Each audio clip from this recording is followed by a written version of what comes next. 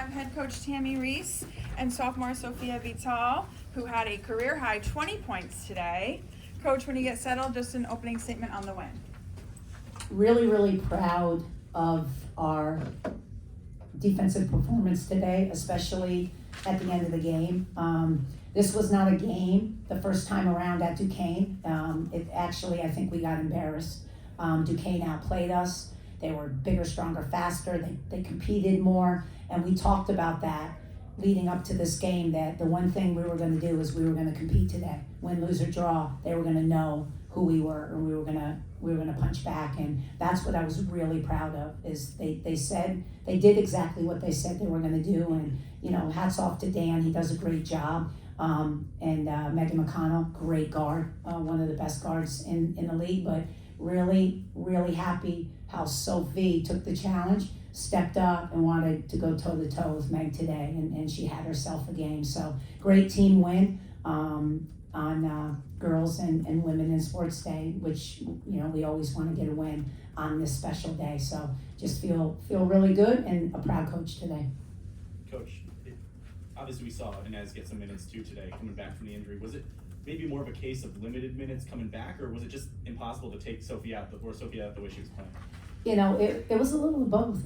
No, Inez, we were going to test it defensively. She feels good on it offensively, but the way the game was going, the physicality of the game, I don't know if you counted the body bags on the floor today, and she felt a little tentative defensively today, so I didn't want to tweak it. I want her to feel good on it. And it just benefited us that Soph was playing so well today that we didn't need Inez or AD to run the point at all, or give Soph a break, too many breaks. We gave her a little blow in the first. She didn't get much in the second. So, it's tentative with Inez, and she'll gain more minutes as she comes back. What was going through the team, the conversation there in the final seconds? I know it was kind of confusing on our end. Did you know what was happening? Did you know what they were reviewing? No, I thought there was 1.3 seconds. We had our play to get the ball in, or call a timeout and reconfigure and get the ball in and make sure we don't, set illegal screens that were going to flop, and just really focused on us. Had no idea there was a shot clock malfunction. So when they said the game's over, I was a little bit surprised, but I'll take it. I'll take that. Again. You don't want it to end that way, but especially I felt bad for Dan, but glad they went and reviewed it. Really am. You talk so much about this season about execution in the fourth quarter. This was a game where that really mattered.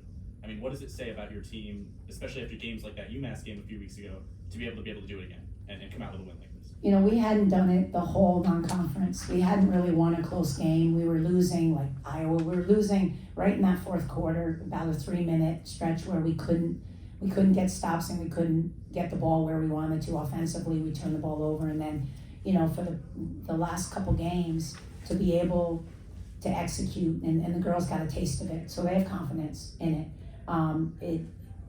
It's starting to come together, and they're starting to embrace their roles. They're starting to embrace that confidence that we can get a stop. We can do this, and that's a testament to their perseverance and determination. Like, they didn't quit, bag the season. Let's just get through this. We're not winning games. I think we went on a 5-game losing streak, and they still showed up every day, practiced hard, played hard.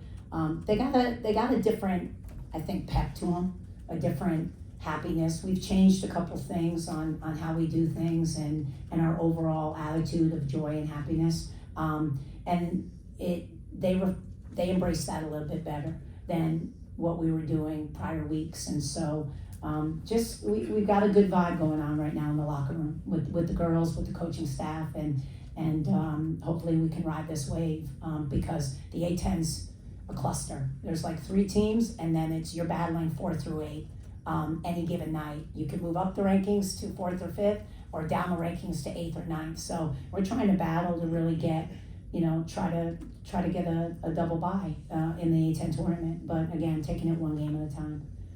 Looking for Dayton this weekend. Sophia, congratulations on the career high today. Thank you.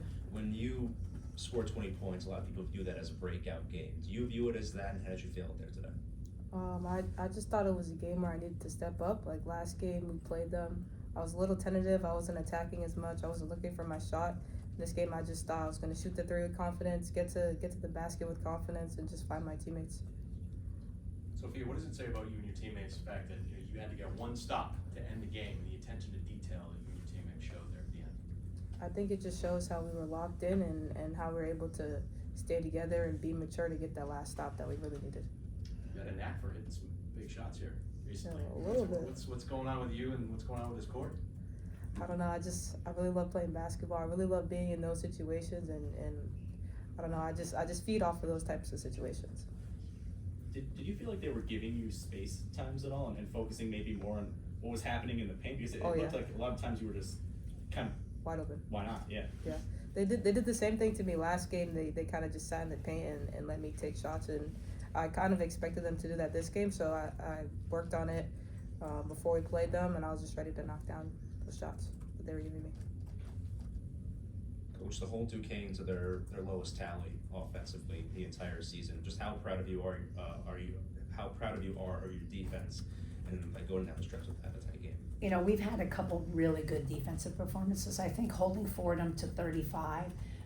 We started switching we started doing some different things we hadn't done scheme-wise in a while, and they embraced that. And so to hold Fordham to that, to hold Duquesne to that, and this is a high-power offensive team. It's like Richmond. You know, Richmond is a little bit head and shoulders right now. When it comes to offense in the league, they can really score the basketball. And so, you know, we've got to make some adjustments next time we see them. But for the most part, defensively, we've been really, really good going down the past couple games, and I'm really, really proud of them. So defensive rebounding, they know are our staples. We have to do that to be in games. And then when we can put some points on the board, we'll win some basketball games. But defensively, past couple games, really, really proud of this team. Tim, you kind of mentioned it a little bit, but just winning on this day and just the celebration of girls and women's sports. You know, last night I spoke to our URI's Women in Sports Club here and just had a phenomenal time, and all the people here at this university that care about women's sports, and there was about 12 guys in the room as well. And just having the conversations on how important it is to embrace women and where women are going in all aspects of sports, whether it's production, whether it's on-air talent, whether it's pros, whether it's coaching, whatever it may be. The barriers have been broken and the breakthroughs. And so to win on this day obviously is important, and to let all the young girls who see them or see me coach or see the possibilities of what women can do in the sports industry, it means the world to me. It's why I coach, is to help grow our game in every aspect and give women opportunities. Ones that when I was coming up, we really didn't have a lot of. We were fighting tooth and nail for Title IX, and so it's a special day. It is, and it feels like a complete 180. It feels like women are on top of the world right now. So we've got to celebrate it, and we have to keep growing it. So really, really special day all the way around. Coach, you had 9 second chance points. Duquesne has 3. I know that doesn't sound like a lot, but it really is the difference in the game in a 2-point game. How did you feel about your team just getting those second chance points, grabbing 39 or 39 rebounds today? Well, I thought Duquesne did a really nice job boxing us out. I really did. Normally we have 15 or 16 O-boards, and they held us to 10. If we would have got our 15 to 16 and got our 14 to 16 second chance points, we would have won the game by 8 to 10. You're right. But they made a concerted effort to not run out and keep us off the boards. And they kept AD and Honey. They did a really good job on us. But we went to the boards. They did really well boxing us out, but I was proud of our kids. I thought holding them under 10 was key. They got a couple key ones in the fourth quarter that coming out of a timeout, they miss a shot, we give up a O-board to number 1, and then that leads to a 3. Like things like that, they're devastating. Rebounding is a key. It can absolutely kill you in a close game. You've got to finish every possession, both offensively and defensively, with a rebound. So it's something we focus on all the time. But again, I'm always proud to win the second chance point because that's who we are. We're a rebounding team. Coach, as of right now, after the win, you and Dayton are tied for 5th in the A10, making the game coming up a lot more important. How you can prepare your team for a game of that magnitude? Well, first and foremost, we're going to take tomorrow off. February right now is a gauntlet for us, and today some of our kids got really banged up. We already have a lot of kids banged up, from wrists to knees to, and we hit the floor pretty hard. So tomorrow's going to be a huge recovery day for us with our athletic trainer, and then they've got their scouts. We'll prep it, but we're the biggest thing is getting to a game ready to just compete, and your kids feel good. They're healthy. They're ready to go. And so we have our prep done. We're ready. We'll have a 1-day prep. They'll probably watch a game on their own. And then they're just going to be huge recovery, really get their legs back, and get ready to compete with Dayton. But it is a big game. Every game is a big game. We take it one game at a time. In fact, I don't even look at the standings. I don't. I try not to let them, because every game is one you have to go into and win. No game's bigger than any other game. The game after that is be just as important as. So it's more about who we are against Dayton and what we have to do to beat them. Not, we're fighting for 5th place. We want to go in and we want to execute. And we want to do what we do, and so that's what we'll focus on, is just Dayton, and we take it one game at a time.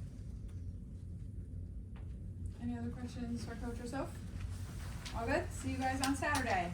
Thanks, Coach. Thank you. Thanks, guys. Thanks so much.